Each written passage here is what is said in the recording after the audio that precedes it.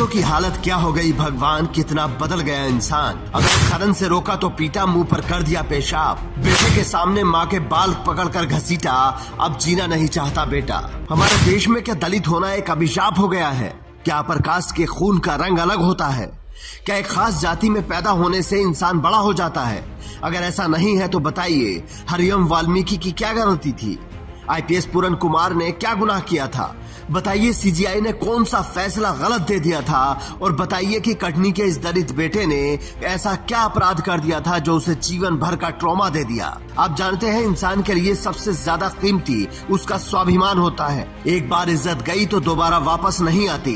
पैसा, पावर सब आ सकता है, लेकिन खोया हुआ स्वाभिमान आपको जीने नहीं देता। मध्य प्रदेश के कटनी में एक दलित का स्वाभिमान छीना गया है। उसे अवैध खनन से रोकने की ऐसी सजा दी गई है जो जिंदगी भर वो शायद नहीं भुला पाएगा। ग्राम पंचायत मटवारा का सरपंच राममनोज पांडे है, जो कि अवैध खनन करता है। तो मैंने मना किया तो मेरे को मतलब पकड़ के मारे भी हैं, गाली गलौज किए, चमार बोले कि कौन होता है हमको रोकने वाला।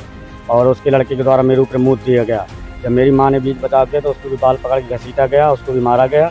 और इसके बाद में मैंने फिर जान बचा के भागा वहाँ से। तो जब वहाँ से भाग के आया तो कटनी अस्पताल आया तो वहाँ मेरे को भर्ती किया गया।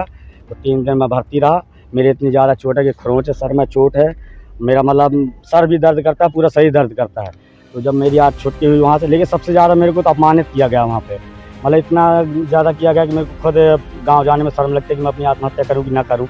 लेकिन मेरे बच्चे हैं छोटे छोटे, उनके लिए तो जीना पड़ेगा मेरे को। सोचिए, गलत काम करने पर भी रोक टोक कितनी बुरी लगी। अपराधियों को रास ही नहीं आया कि एक गरीब दलित उनको कैसे टोक सकता है। हैरानी की बात तो यह है कि अपराधियों की ही एफआईआर पहले लिखी गई।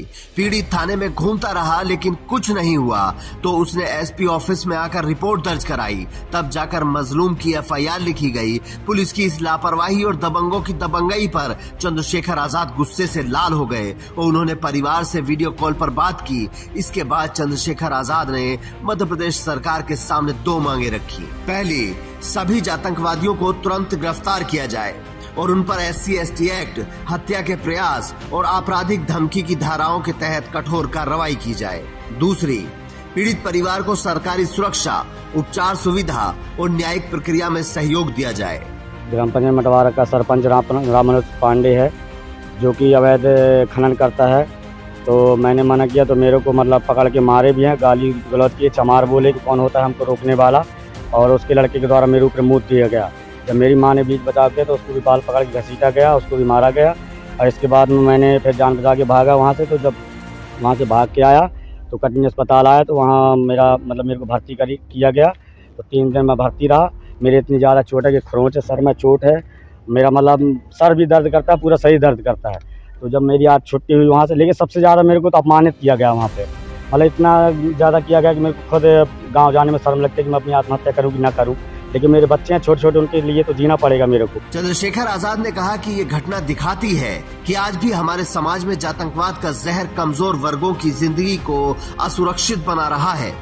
सोचिए, सिर्फ उस गरीब को पीटा ही नहीं गया, बल्कि उसकी माँ के सामने मुंह पर पेशाब किया गया और फिर उसी के सामने माँ को भी घसीटा गया, बेइज्जत किया गया। आप सोचकर देखिए, एक जवान बेटे के सामने कोई उसकी माँ पर हाथ उठाए, उसे बेइज्जत करे और वो कुछ ना कर पाए तो उसके दिल पर क्या बीतेगी।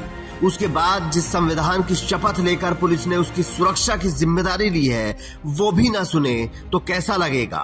पुलिस ने तो अभी अपराधियों को सजा नहीं दी, लेकिन आप कमेंट में बताइए कि ऐसे आतंकवादियों को क्या सजा मिलनी चाहिए। Bureau report, Indian news.